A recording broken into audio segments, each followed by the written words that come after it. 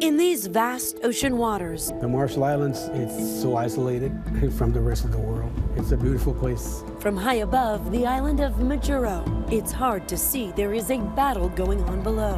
A fight for survival between man and nature.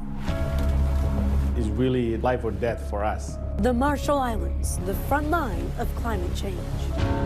After hours of flying over dark blue Pacific waters, through the clouds, land appears, a mirage-like vision. A tiny nation of islands and atolls located halfway between Hawaii and Australia. We've traveled here to the Marshall Islands to see a nation on the brink of extinction. The most extreme predictions say that as soon as 2030, sea level rise could make this place uninhabitable. We're on the main road in Majuro. It is a 2-lane highway. Are we gonna make it? Yeah. It's really narrow here, and from this road, just a matter of feet, there's water. The capital city of Majuro is only 300 feet wide in most places. This thin strip of land is home to over 27,000 people. This is your front yard. Yes. Charlotte Jack lives just steps from the water's edge. Only 16 years old, Water is getting worse. It has reached the seawall. she has grown up with the fury of the ocean. So you never really know when you could get a surge. No. One day it could be just like this, sunny and windy and just a perfect day. Tomorrow it could be like pouring rain and then water's up high. So Charlotte, this used to be what? We have the laundry. Yeah. This is where we do our dishes. It's beautiful when the sun sets right there. And Yeah. You're literally looking right at the sunset. I'm doing dishes and I'm just looking at my view. Yeah. You're not even looking out a window. You're just looking out. Wow. Charlotte is part of what's called the last generation. Over half of the country's population is under the age of 24. Sometimes I think by the time I graduate and go get my education, try to come back and serve my island, there's no more island, there's no more nation, there's no more culture. And I'm just there stuck on the mainland thinking, what could I've done? Earlier this fall, a United Nations report sounded the alarm about the dire consequences of global warming, stating that if the Earth's temperature rises just half a degree more, there will be longer periods of drought, severe heat waves, and more sea level rise. And the nation of the Marshall Islands has been one of the loudest voices on the world's stage. We must take every opportunity we can to stay below 1.5 degree limit needed for our survival. The government was instrumental in drafting the Paris Agreement, a landmark measure to curb carbon emissions and combat climate change worldwide. With Paris came to being, it is really our last hope to galvanize the entire global community to say, okay, enough is enough. It is this water that has destroyed this coastline. Once many homes stood here, now most reduced to nothing but rubble, with remnants of lives once lived by people who thought they would be safe. They are working to protect themselves against the wrath of Mother Nature by building concrete seawalls. You can see right there the old seawall that was built around parts of the island, but it's crumbling now. So where they can, the people of the Marshall Islands have built new walls to help protect them.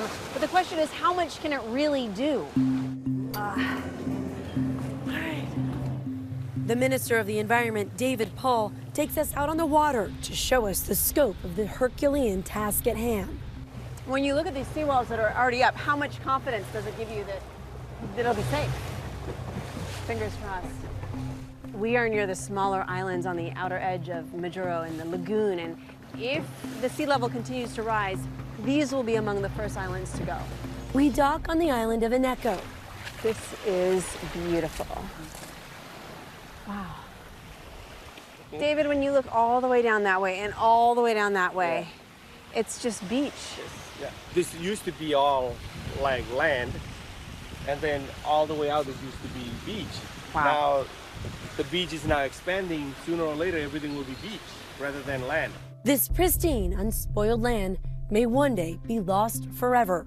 In Marshallese lore, the saying is, if you take away their land, their spirits go too.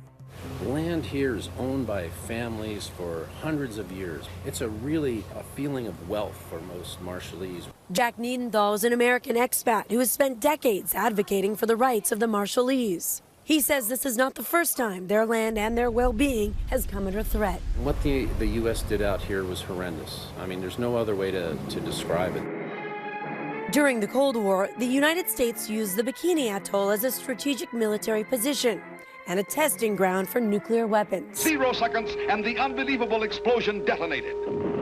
The one weapon that did most of the damage to the northern Marshall Islands was called the Bravo shot, and that was 1,000 times greater than the weapons that were used on Hiroshima and Nagasaki. 1,000 times. Nuclear fallout from that bomb so wide, ash rained down on the outer atolls. And for years, the residents there have suffered from birth defects and high rates of cancer. They had to be evacuated from their homes. It would be a long time before the area of the test could be called safe enough for any kind of life to resume there. Today, more than 50 years later, their land is still contaminated by radiation. Describe for me the sacrifice the people here have made for the U.S. Well, they've sacrificed both land and health. As a small reparation for their suffering, the Marshallese are allowed to live and work in the United States without a visa. Over a third of the population has already left, seeking opportunity on the mainland. Soon, the more than 70,000 left behind may have no other choice. Just last year, President Trump would deliver another crushing blow to the islands with this announcement. The United States will withdraw from the Paris Climate Accord. The United States government let us down. It's like the life and death for us. It really is a death sentence, right? So to speak. And it's the United States that carries one of the largest carbon footprints. But it's some of the smallest nations that are most affected by their giant neighbors to the north. Do people here day to day, are they aware of the threat from climate change? For us, it's really it's a daily reality. We are seeing our shoreline being eroded. We are experiencing longer drought, more frequent. It is quite challenging to try to cope with it. And as the sea continues to rise, it's beginning to threaten their fresh water and will soon kill all plants and trees. Who's next? You know, what are we going to see? I've always said this. We may go first, but you're next. So your fight is not just for the Marshall Islands, fair to say? It's for the rest of the world. It's for the rest of humanity. Despite the bleak outlook, the Marshallese are not ready to give up just yet. I want to be the last guy to leave. I'm going to be the guy, floating out on a kayak, turning the lights out when everyone else is gone. And he has 3 generations of family here to protect. How much hope do you have that Giselle here will be able to stay and live and raise a family here on the Marshall Islands? Truthfully? Truthfully.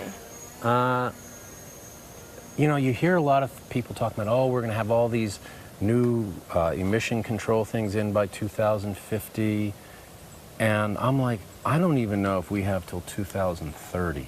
When it becomes in other people's backyard, not just ours, my hope is that maybe they'll actually start trying to do things. It's clear that this is a battle the Marshallese cannot win alone.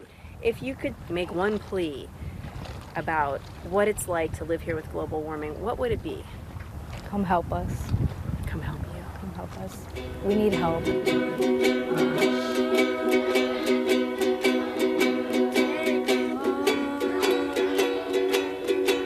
Help for the future generations growing up in a land nearly lost.